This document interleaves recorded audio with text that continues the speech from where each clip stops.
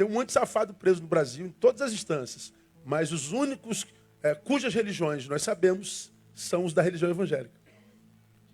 Bom, não tem problema quanto a isso aí não.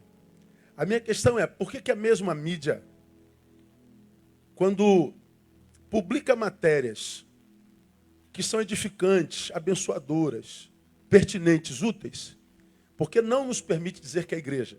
Por exemplo, 2 nessa semana, a gente não pode dizer, é obra da Igreja Batista Betânia, não pode citar o nome da igreja. Não pode dizer que é de origem evangélica. Não pode dizer que é de cristão. Ou seja, só pode citar cristão quando o cristão for safado. Só pode citar a igreja quando a igreja for corrompida. Então a gente sabe que a igreja é claramente partidária, a mídia é claramente partidária, a mídia é claramente tendenciosa e inimiga da igreja. Não estou defendendo nenhum cristão salafrário. Só estou falando de 2 pesos e 2 medidas. Aí vem esse texto, que é o que me vem à mente quando eu vejo uma coisa como essa. Assim resplandeça a vossa luz diante dos homens. Olha lá. Para que a nossa luz tem que resplandecer, Senhor? Para que vejam as vossas boas obras. E por que tem que ver as nossas boas obras? Para que eles glorifiquem ao vosso Pai que está nos céus. O problema é que no tempo como hoje, a gente não tem nem como mostrar as boas obras. Primeiro, que evangélico tem muito pouco boas obras. Difícil você achar uma igreja que tenha boa obra para sobre a qual colocar luz para que, sendo vista, glorifique ao Pai. Poucas igrejas fazem boas obras porque nós aprendemos equivocadamente que a gente não é salvo pelas boas obras. Nós não estamos falando de salvação. Para mim isso é tão óbvio, cara, que eu não sei como é que as pessoas não entendem. Aliás, eu sei. A Bíblia diz que o Deus desse século lhes cegou o entendimento. Ou seja, vê, mas não discerne. Vê, mas não entende. Paulo fala em 2 Timóteo, capítulo 3. Sempre aprendendo, mas nunca chegando ao conhecimento. Por quê? Porque o Deus desse século cegou o entendimento. Não adianta você explicar, não adianta você mostrar. Ele lê a Bíblia, mas ele não consegue ver. Não, nós não temos que fazer boas obras porque nós não somos salvos pela... Não estamos falando de salvação. Não estou falando de obra para ser salvo. Estou falando porque é salvo, faz obra. Porque é mais do que simples, é mais do que óbvio. A nossa relação com o mundo deve ser, segundo esse texto, sinalizadora do reino de Deus. Para que vejam as vossas boas obras. Resplandeça a vossa luz, ou seja, sinalizem a luz da sua produção, da sua boa obra. Então, o papel da igreja, o papel do discípulo é sinalizar o reino de Deus.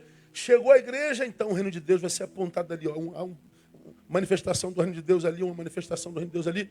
E como é que a gente faz com que o reino de Deus seja sinalizado? Através de boas obras.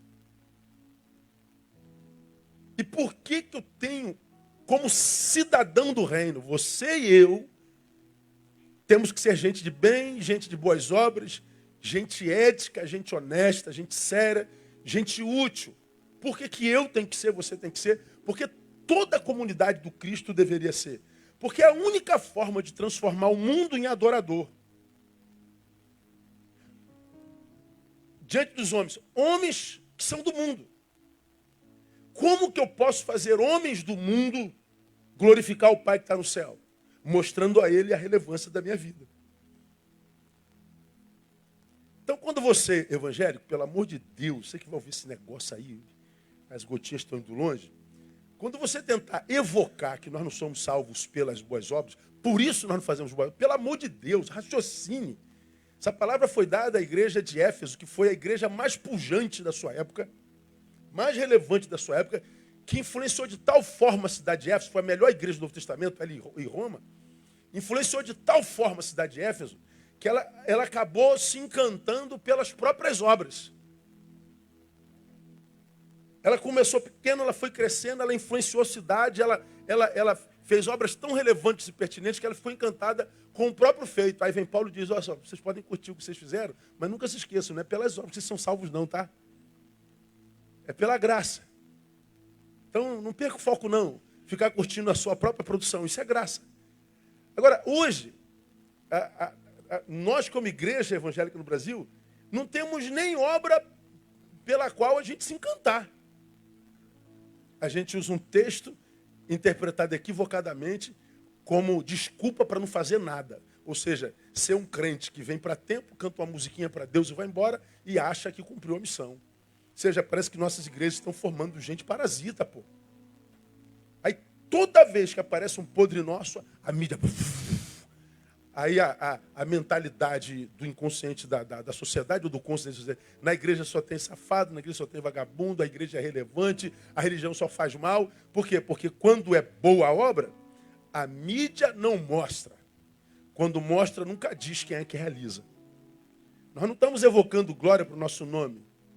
Nós estamos comunicando injustiça. Então guarda isso, minha ovelha.